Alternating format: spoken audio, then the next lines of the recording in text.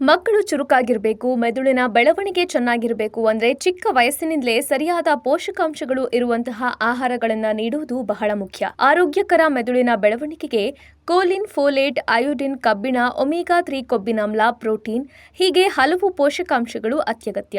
ಮೊಟ್ಟೆ ಪ್ರೋಟೀನ್ ಹಾಗೂ ಇನ್ನಿತರ ಖನಿಜಾಂಶಗಳಿಂದ ಸಮೃದ್ಧವಾಗಿದೆ. 8 ವರ್ಷ ವಯಸ್ಸಿನ ಮಕ್ಕಳಿಗೆ ಪ್ರತಿದಿನ 1 ಮೊಟ್ಟೆಯನ್ನಾದರೂ ನೀಡಿ. ಮೆದುಳಿನಲ್ಲಿ ಹೊಸ ಕೋಶಗಳ ಬೆಳವಣಿಗೆಗೆ ಒಮೆಗಾ-3 ಕೊಬ್ಬಿನಾಮ್ಲ ನೆರವಾಗುತ್ತೆ. ವಾಲ್ನಟ್ಸ್, ಅಗಸೆ ಬೀಜ, ಮೀನು ಈ ರೀತಿಯ ಆಹಾರಗಳು ಒಮೆಗಾ-3 ಕೊಬ್ಬಿನಾಮ್ಲದ ಮೂಲಗಳಾಗಿವೆ. ಹಸಿರು ತರಕಾರಿಗಳಲ್ಲಿ ಇರುವ ಕಬ್ಬಿಣ ಮತ್ತು ಫೋಲೇಟ್ ಜ್ಞಾಪಕ ಶಕ್ತಿಯನ್ನ ಸುಧಾರಿಸುವಲ್ಲಿ ಪ್ರಮುಖ ಪಾತ್ರ ವಹಿಸುತ್ತೆ. ದಿನಕ್ಕೆ ಒಮ್ಮೆಯಾದರೂ ಹಸಿರು ತರಕಾರಿಗಳನ್ನ ಮಕ್ಕಳಿಗೆ ನೀಡಿದ್ರೆ ಒಳ್ಳೆಯದು. ಮೆದುಳಿನ ಆರೋಗ್ಯವನ್ನ ಕಾಪಾಡುವಲ್ಲಿ ಮೊಸರು ಕೂಡ ಪ್ರಮುಖ ಪಾತ್ರವನ್ನ ವಹಿಸುತ್ತೆ. ಮೊಸರಿನ ಉತ್ತಮ ಗುಣಗಳು ಜ್ಞಾಪಕ ಶಕ್ತಿಯನ್ನ ಹೆಚ್ಚಿಸುತ್ತವೆ. ಅಷ್ಟೇ ಅಲ್ಲ, ಮಕ್ಕಳಲ್ಲಿರುವ ಅಯೋಡಿನ್ ಕೊರತೆಯನ್ನು ಹೋಗಲಾಡಿಸುತ್ತೆ. ಆಹಾರದಲ್ಲಿ ವಿವಿಧ ರೀತಿಯ ಬೇಳೆಕಾಳುಗಳನ್ನು ಸೇರಿಸೋದ್ರಿಂದ ಮೆದುಳಿನ ಆರೋಗ್ಯ ಸುಧಾರಿಸುತ್ತೆ. ಹೀಗಾಗಿ ಈ ಆಹಾರಗಳನ್ನು ನಿಮ್ಮ ಮಕ್ಕಳಿಗೆ ತಪ್ಪದೆ ನೀಡಿ.